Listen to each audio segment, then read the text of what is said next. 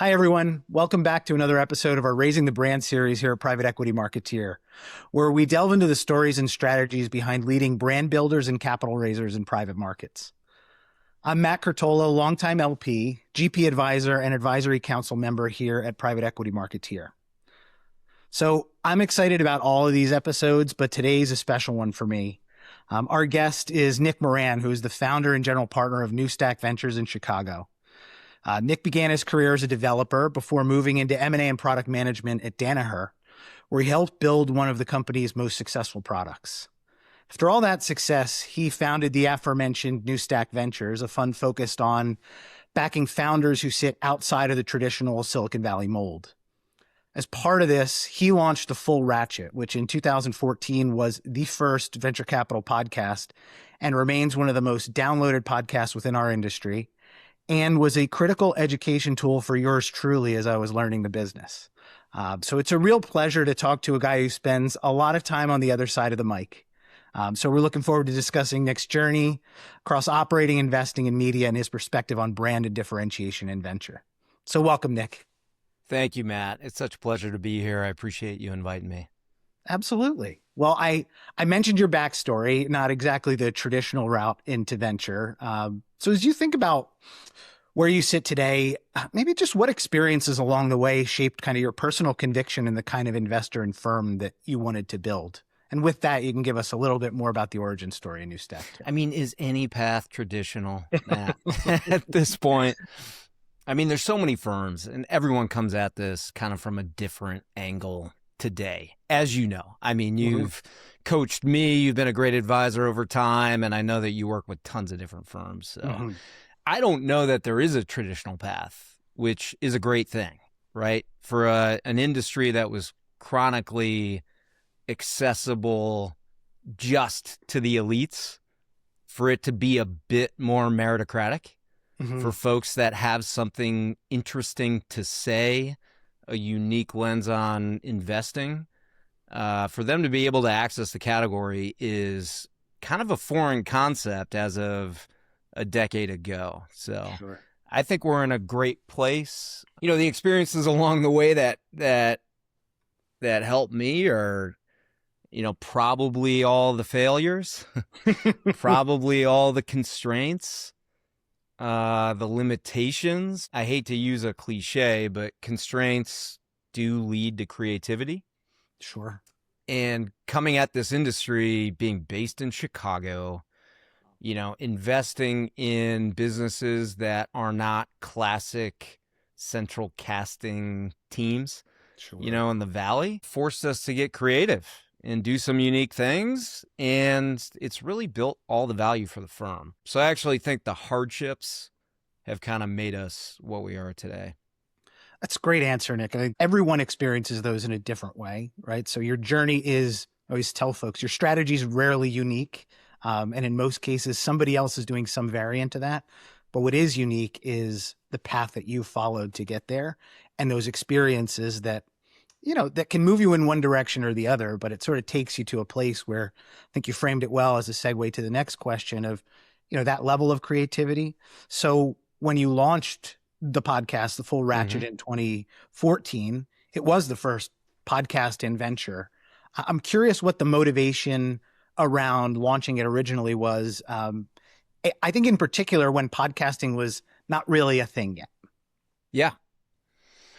Well, so I mean, you recap the story from the beginning, but basically I was really lucky and I was really fortunate that I made some money, right? I launched this product, built it, you know, with a team of 30 engineers and chemists. They really built it. You know, I was a product manager, so I was guiding strategy and the shape of the product. But once that was launched and it did really well, I made some money. And so I was lucky. And this was not a fortune, but it was enough to strike it out on my own and make a run at investing. And as I looked at asset classes, I knew venture was the one that spoke to me. Venture has the highest, you know, persistent returns over time versus other asset classes. And so my first trip was to Silicon Valley to invest in venture funds. And I went to the best. And you know them, the biggest names. and knocked on their doors and spoke with them, and they would not take my money. Sure. I had real money to invest, and the biggest tier ones didn't want it. And I didn't understand why until finally I met a VC who told me, Nick, look, once these firms have success and grow to a certain size and scale, all their LPs are institutional. Like, they don't want your retail capital. Mm-hmm. If you want to get in the best of the best funds, you've got to find an up-and-comer, or you got to build it yourself. Sure. So that kind of lit the fuse for me. And I went back to Chicago and said, I got to figure out how to build this thing myself. And I was listening to a lot of podcasts at the time. It was still a very nascent category, but audio felt like it was going to be massive to me. And I'm just the type of person that I'm hyper aware of inefficiencies and constraints just in my day-to-day life.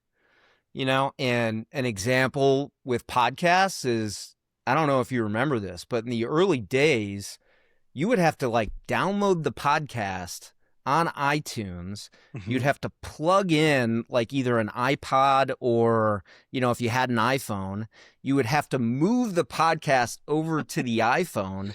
And then if you wanted to listen like while you were doing a run or something, you know, you had a dongle for some earphones, but listening in the car was difficult. You had to get like a, you know, an FM transponder and stuff to get the, there were just all these inefficiencies to it that to me felt like these things are going to be fixed. You know, in 5 years, 3 to 5 years, it's going to be easy to listen to audio in the car. Right. It's going to be easy to download a podcast directly on your iPhone. And so it just felt like this huge emerging category, audio, and no one was covering it. So for a variety of reasons, I kind of found a format and a structure that would work for me that I could launch. And I stuck with it. You know, it's hard week in, week out to be producing content, but, you know, I feel very fortunate at this point, 11 years later, to have to build a brand that people know and people respect, and the audience has sustained and continues to grow. So it's fantastic too, because it's not as though you went in saying podcasting is going to be the thing I'm going to do. It's, I need to think about this access point and this constraint, as you opened with, exists. So I've got to figure out a way to break through. And being a builder yourself, right? You kind of think about that in that way. So I know a lot of people in our audience sort of listening as, you know, brand builders themselves, IR folks, business development folks. You've recorded now 500 episodes or so or more. Yeah, I mean, my podcast manager just ran the numbers the other day. So we published 2 different types of episodes. So it's almost 1,000 at this point. Wow. It's kind of shocking as I think back to how long I've been doing this. It's been like a quarter of my life, but yeah. It's amazing. So, I mean, with all of that in the bag, I mean, what are the biggest learnings from all of that, you know, that 11-year journey, different types of podcasts, certainly the world becoming maybe saturated is too strong a word, but there are hundreds of podcasts to consume now. What are your biggest learnings and maybe in the context of building a brand, given this is the Raising the Brand series? Okay. Yeah. I mean, there's learnings around VC and then there's learnings around brand. Mm-hmm. Like we've recently had Naveen Chadha of Mayfield, 17-time Midas lister, right? John Callahan reached out about being on the show. We interviewed him. I mean, just co-founder of True, total legend in the business. I did an interview with Seth Levine of Founder Group yesterday. And like on the VC side, each of these epic figures kind of reinforced the most important things, which I think people often forget. Everyone in VC knows the most important things, but along the way, for some reason, we forget and we get caught up in the noise. But the 2 things that stand out are, you don't win big by doing consensus deals. Sure. Number 1. And number 2, the founder is still the quantum unit of success in building big venture businesses. You know, whether we're talking about Jobs, Musk, Bezos, Jensen, you know, those tremendous businesses are successful because of those founders, not the other way around. And none of those were consensus, right? The Sure. 5 most valuable companies in the world today, none of them were consensus at seed. And so those are the things that really stand out about venture. Your question around brand building, I think for me, it's like the first step is you have to figure out what you're really obsessed with. And if you do some soul searching and if you look in the mirror, you can find the things that are obsessions, not hobbies, not interests, but the things one can commit a career to. And I did. I mean, venture was my obsession. I was studying it up and down, day and night. And once you do that, you can find gaps in the market. There are still big gaps in this category, in the venture category, huge ones that I see every day. And if you think about content or building a brand across topic, formats, styles, and distribution, that's kind of my architecture. You can find gaps along those 4 pillars. You know, for me, formats, I found a huge gap in audio. But you can look at formats like video, writing, long form, short form, right? There's styles of content. So when I started, I chose the interview format, which was the predominant format. This is what we're doing right now. But there's documentary, there's news, there's historical deep research, right? Like Hardcore History or the guys over at Acquired, right? There's comedy, there's education. And so for me, yeah, no one was covering audio. The interview format was something that I felt very comfortable with, like something that would work with me, something that made me nervous, but I felt like I could execute. And it helped me solve the key problems I was facing in building a venture firm, which I'm happy to talk more about that, but everything kind of lined up with this format, with this style, as something that would provide value to a large audience because it was uncovered. It was a massive gap, and something that could fill in the key challenges I was facing in building a venture brand. That's I mean, Nick, that is what we have been talking about with everybody on Raising the Brand is all about authenticity, right? It's like you just got to figure out what the thing that drives you is and make sure that manifests externally, right? That's the maybe that's the underline of all of this is you didn't come from a media background. This was not something that, you know, you had charted to say like, this is the path I'm going to go down. But like you said, that soul searching moment, that really thinking about how am I going to execute the thing I want to execute? I'm a voracious learner. I've seen this gap. I'm going to push myself outside of my comfort zone. And I'm sure at this point, right, it's maybe you can remember that first episode, but it's so long ago, the evolution and the confidence you get around that, of what that brand is in the public, it matters, right? And that's sort of how you establish it. 100%. Couldn't agree more. Well, maybe taking that one step further to blend in sort of new stack as you were building and the full ratchet kind of in tandem. So like I said, there's hundreds of podcasts out there now. As you think about it from your seat, both as a GP and as a podcaster, what's the key to standing out for those who are thinking about using this to build their brand? And I think about it as an LP being a sophisticated audience, I'll say. How do you think that could be interpreted, right? How should they consume a podcast and think about, is that a credible representation of the manager or platform? I think there's demand out there for a lot.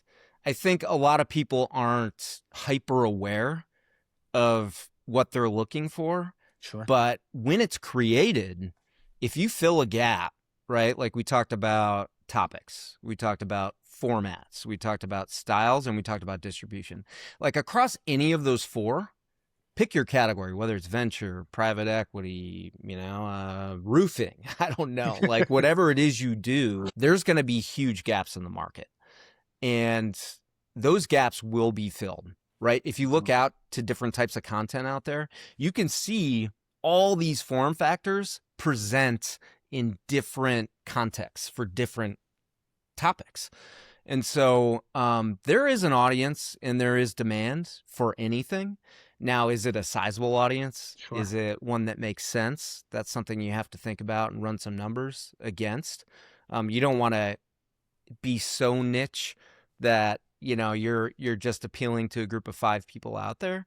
You want it to be meaningful for a variety of folks, and fortunately you and I operate in a segment that's quite popular.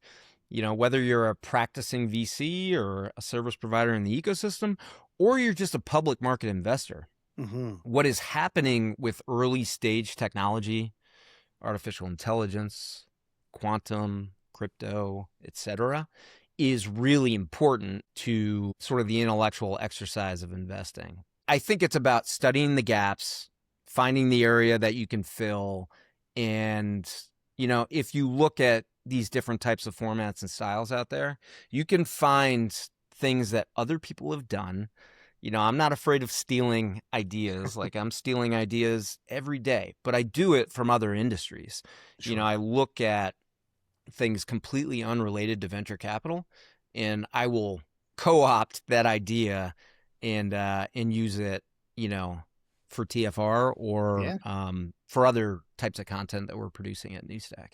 Sure. Inspiration and plagiarism. There is a line there, but I'd certainly think in this world, right, that back to the idea of uniqueness, right? There's shades and variants and flavors of, sort of the core premise that have been extrapolated by different people in different ways.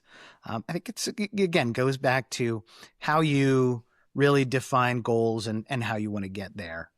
And I should say too, from the other side of the table, as I think about listening to a GP who has a form of media that I'm consuming, whether that be, written, podcast, video, whatever it is, I always call it the meeting before the meeting, right? I get to know people a little bit better. So as I think about brand, it gives you an opportunity to set the stage before you have that most valuable one-to-one conversation. So for folks who are interested in NewStack, they can listen to a lot of things around the podcast. You're not explicitly talking about the firm, but you're imparting a lot of the knowledge that you've gained, the way you ask questions, your level of curiosity, intentionality, and acumen. It all comes through. So I think without putting words in your mouth, whether you intended to do that or not, there's an audience of folks, whether they be founders, co-investors, or LPs, that already feels like they know you a little bit. Absolutely. I mean, it's one of the best things about audio, right? I'll get on with LPs that often tell me, oh, I feel like I know you because I've been listening to you for years. Or when I started my venture career as an allocator, like I listened to the first 50 episodes of TFR. I had, like I mentioned, I had John Callahan of True the other day, and he was saying, oh, my favorite episodes are X, Y, and Z, and I'm so happy to finally be on. And for him to say that to me was like a little shocking. He felt like he knew me already. So it's a great way to kind of break through that fourth wall, as they call it in Hollywood, but actually create a relationship with the listener, without having to meet with them one-on-one. And that really warms things up, when you do meet them. Absolutely. Well, maybe let's take it one step further. So as you've built NewStack, how much or how little of the firm's brand is tied to TFR? And maybe what are some of the other core pillars of how you think about the firm's brand that maybe are outside of what you're doing with the full ratchet? Well, I think it's inextricably connected at this point. Funny enough, most people know us for TFR more so than NewStack. So like, the investment firm is NewStack. And a lot of people are, whether they listen, day in, day out or not, many in the industry are pretty aware of us at this point, which is great, as we've been doing the podcast for a long time. But they're connected. It's an important part of everything we do. I try not to make the podcast an advertisement for NewStack. That's not the goal. It's kind of a give first mentality. So let's have meaningful, kind of like what you're doing. Let's have meaningful interviews with people that have some perspective on something, and let's provide value to a high volume of people out there searching for that value, right? If you found a real gap, there's probably other people like you that want something like what you're doing, Matt. But to date, there probably wasn't anyone doing what you were doing, and so you filled that gap. So they're very connected. I think for NewStack, we try and focused on clarity, Yep. whether it's clarity and simplicity across messaging, across value add, across awareness. So let's keep the message really simple. If you go to our website, you're going to see right at the top, investing in outsiders, Hmm. which is going to appeal to some and it's not going to appeal to others. And that's by design. Even when we're hiring, like I have very specific job descriptions for the people I'm hiring. You've probably seen that famous quote in the newspaper from the guy that's many, many years ago was running like some sort of shipping vessel to the States. And it's like, very little chance of success, high likelihood of death or injury, Yeah. looking for people that, want to change the world or something. Sure. It's really out there. And so we try and be out there. We try and be really clear. We are not investing in consensus central casting founders in the Valley. We're looking for people that have been underestimated, come from other industries, right? Have beaten the odds or want to beat the odds. The really hungry sort of outsiders that can overcome. And so those are some of the principles we think about on the venture side. I love it. I'm going to ask you a question a little bit off piece, but I think the idea of non-consensus contrarian outsider almost, I mean, we're in an industry and venture of outliers, but when we think about brand, right, you don't have an identifiable TAM. I guess when you think about it, it's insiders versus outsiders, outsiders being more distributed. You don't invest in the Valley, but you invest everywhere else. So how do you kind of think about getting, the blast radius of the people you want to get, given that they're all so different in archetype? Well, it's tough. I mean, I think fortunately for us, we had a deal flow problem prior to the podcast, which was not nearly enough and not high enough quality. Gotcha. And as soon as we launched the podcast, I don't know, within like 3 months, we had Brad Feld and Dan Winblad and some others on that just like spiked the audience. All of a sudden, I was faced with way more volume of deal flow than I could have ever imagined. I didn't know how to deal with it. And part of quality is quantity. Like if you get a large quantity, there should be some quality in there. It's a little different than like your Series A fintech tier 1 firm in the Valley that knows exactly what 25 companies they're tracking every year. Sure. Like we're playing the opposite game. We're investing in pre-seed, so the sea of the uninvestable, right? The hundreds of thousands of startups out there that are looking for funding that have never been anointed, have never raised a pre-seed or a seed round. And so with that volume issue, again, it's a problem, it's a challenge. And so we had to create a system and we had to create a process that allowed us to filter this volume at scale and get through it and sift out the diamonds in the rough or the needle in the haystack. So there are a lot of different shapes and sizes to startups, but there is a very consistent archetype for the founder that we're looking for. And so we've really centralized on that. And we use that as the primary source of filtering.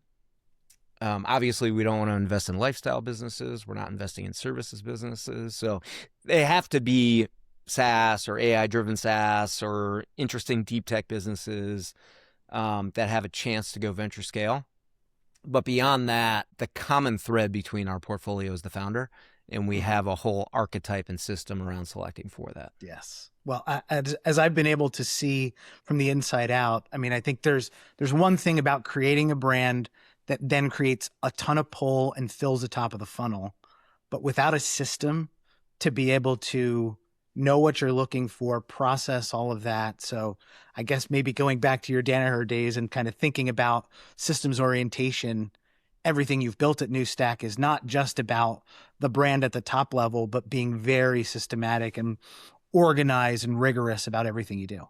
Absolutely. It's the only way that we can hire, teach, get momentum, get velocity, like be on the same page, be in sync. Like the firm is 6 people. We're still quite small, but it's not just me, right? There's other people here doing deals and they're killers. Their judgment is great. They're super smart, but without a system and without a framework and without some structure, you can't just hire somebody and say, oh, it's an apprentice business. Why don't you shadow me for a couple years and hope that, they end up investing with a similar framework that you use. So we really have systematized, and it allows us to move much faster and be in great sync as a team.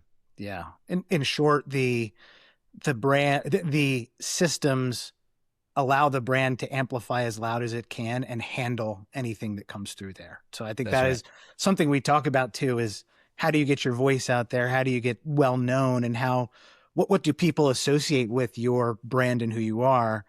That is half of this, right? Maybe even you can pick your percentage, but making sure you can operationalize that is the other piece, which we often don't talk about enough, which you've spent a ton of time and energy building, which is important. And I think, candidly, a lot of people in venture are not very process oriented and systematic, right? I talk to LPs all the time that say, how is it that you send your quarterlies on the first of every quarter, like clockwork, and I can't get them from 80% of my managers? Like, I can't get updates. And so, there's a lot of ways to do this business, and ours is not the only way. But we think, over the long term, our plan is to be the most persistent, highest returning venture fund of all time, and to stay in that top decile. And the only way to do that over time is to, have some immutable, absolute things you're looking for in winners, and have a system that allows you to do that with velocity and consistency over time. Gotcha. I think that's something we'll, again, pivot into the next question, thinking about, given that you've done this, you've got a decade under your belt, both firm management, brand building. Let's say there's a new GP building their firm today. What's the one sort of branding or communication decision that you'd encourage them to make to get right early, because it does compound over time? I think whether it's startups or trying to build a content brand, what I've seen a lot of folks do is jump in on a new idea, a bright, shiny object, without thoroughly making a decision to commit their life to that for the next 10 years. Sure. And the result of that, I mean, I see it with my friends. I see it, with my family. Like, people get excited about something. Oh, I want to learn a new language, right? I want to learn Spanish. And New Year's resolutions come about. Oh, I want to do X. And, a couple months later, they're gone, right? And so, I think if you're going to commit your career to something and you want to do it the right way, you got to be playing the long game. And you have to be careful with the decisions you make, and make sure you've done that self-study and that self-reflection and thought about the market thoroughly. And that's not me encouraging people to press the brakes, and like move slowly. It's just do the thoughtful self-exercise first to make sure that what you're signing up for is a true obsession. Because in the ups and downs, there's going to be many ups and downs. I mean, I've had so many failures, Matt. Oh my gosh. Like, I didn't take a paycheck for 5 years when I started this whole process. And we had made some money, but 5 years is a long time. Sure. Like, my wife was asking me, years into the podcast, like, is this going to work, or is this like a hobby? And I was like, give me a little more time. We're really close. I'm signing sponsors now. I've hired an assistant. Like, we're going to get this thing running. We're going to raise a fund. But I don't think it should take everyone that long with whatever it is they're choosing to do. But, I would encourage everyone, make those decisions thoughtfully, carefully, make sure it's a true obsession, and make sure it's something you want to sign up for a long time, and have like a 10-year goal, not just a 6-month goal. It certainly is a thread through this whole conversation of just making sure you are doing the thing that you want to be doing. And it doesn't mean you can't change course or you can't learn lessons, and you should improve every day. But I think that to the essence of the question, it's not one one decision you make at one point in time. It's starting with the thing that you spending the time in advance of really getting started on the journey, and knowing that's where you want to go. That's So right. very That's right. cool. Well, Nick, we always love to finish with a couple bonus round questions Okay. here. So I've got three for you. I'm going to ask you the first one. What's your favorite brand outside of finance? Maybe you don't even have a favorite brand in finance, but outside of Ooh. finance, what is your favorite brand? Oh gosh, my favorite brand outside of finance. I think there's this new brand I discovered in textiles and clothing Mm-hmm. that's called Travis Matthew. Yeah. And they do like a lot of golf. Golf was kind of their wedge. Mm-hmm. But I was in there. I was going to Mexico and I needed shorts. And I live in Chicago. It's a blizzard outside today, right? And there's not a whole lot of places you can buy shorts at this time of year. But I go in there and they were describing how people consider this brand to be like the Lululemon for men. Tried on their stuff and it's like insanely comfortable. Mm-hmm. Everything fits really well. Yeah, I think it's like really an interesting thing how they wedged in with kind of this golf first brand. And now they've been able to expand to be kind of this athleisure wear that still has like collars and stuff. So you look, Sure. buttoned up. But I think that they're onto something. I think that this is going to be a huge brand. And most men, I don't think, want to buy a bunch of Lululemon stuff. I don't think. Viori's popular, but I could see this Travis Matthew becoming really big. So that's one kind of in the general space. Mm-hmm. A podcast I really like is like Smartless. I Yeah. think they do a really nice job. I think they have the right characters, good guests, good banter. And comedy is still a style that's far underrepresented across different topics in different Yes. categories. Now, to do comedy well, you kind of need that gene. So that's part of it. But Yeah. I'm always thinking about, what are the next sort of big brands in venture? Mm-hmm. And I think we've yet to see somebody do a really good either audio, video, or other formats, that infuses comedy in the Sure. right way. Because, that would be great. Just like, plugging in every week and getting a good laugh out of what's going on in the We industry. we could use it with all the heaviness and seriousness of everything else we consume. That would be 100%. great. Yeah. Absolutely. All right, Nick, what's a buzzword you'd like to get rid of in the finance industry? Ooh. I'm sure there are many, but yeah. Get rid of one that I don't like is adverse selection. Okay. Like you could say Apple, Nvidia, Amazon, Microsoft. You could say all of those were adverse selection at the seed stage. I like non-consensus. Yeah. Because non-consensus and right is the way that you make money in this industry. And it's just really easy, I think, for a lot of sort of pejorative VCs or LPs just to say, oh, this is adverse selection. This is basically a firm that just invests in shitty businesses. Sure. And, if that were the case, then most of the biggest companies we know and respect today would not have been funded. So I think it's, it's a way that folks like to kind of be dismissive about various strategies. And I think there's a lot of money to be made in the adverse selection category, which we refer to as non-consensus. It's a glass half full, glass half empty spin zone kind of comment, but I absolutely agree. Like that is following the herd is, can feel right sometimes, but I guess you feel more comfortable if you're following the herd and it's wrong versus hanging yourself out on your own. That's right. So, that's right. You would know better than most. Yeah, absolutely. Last question. What's one piece of advice you'd give to your younger self entering the industry? It's a long game. Mm-hmm. It is a really long game. I'm a long cycle thinker, as I know you are, Matt. But the podcast, it took a long time for that to become a profit-making, cash-flowing, going concern, standalone entity. It now pays, for multiple people at the firm, which is a nice subsidy for the investment side of the business.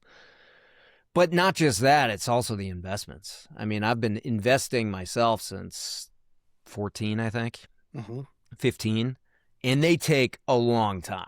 Like, we've got a nice, I can't disclose which one, but we've got a nice 30x plus returner coming up very soon, like DPI, not just on paper, Sure. which is wonderful. But that investment was done a long time ago. And so I knew it was a long cycle business. I did not fully appreciate how long it takes to get into the carry and to get the realizations. And every once in a while you get lucky and something happens early, but usually those are not the 100x type.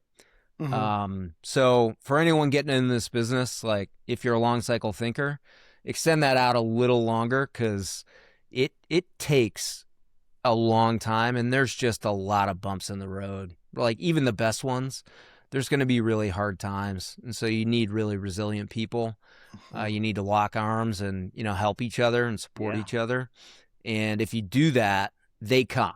Like, we just had, you and I were talking, we just had a banner year last year. It was, I posted about this on LinkedIn, 19 up rounds, 140 million raised. It actually turned out to be 20 up rounds. I missed one in my calc, but we just had like a massive year for the firm, like a year like none other from a performance standpoint. But it took a long time to get there. And we've been in this crazy trough post-ZERT for a long time, which has been tough, as you know. And so be patient. Yes. Patience, persistence, clarity, consistency. I love the line of what it took 10 years to become an overnight success. But keep plugging away. It's been a pleasure to get to know you. It's been a pleasure to have the opportunity to interview somebody who's, usually on the other side of it. So thanks for sharing all your wisdom, and I'm sure our audience will love it. Thanks, Matt. This was so fun. I appreciate you having me. All right.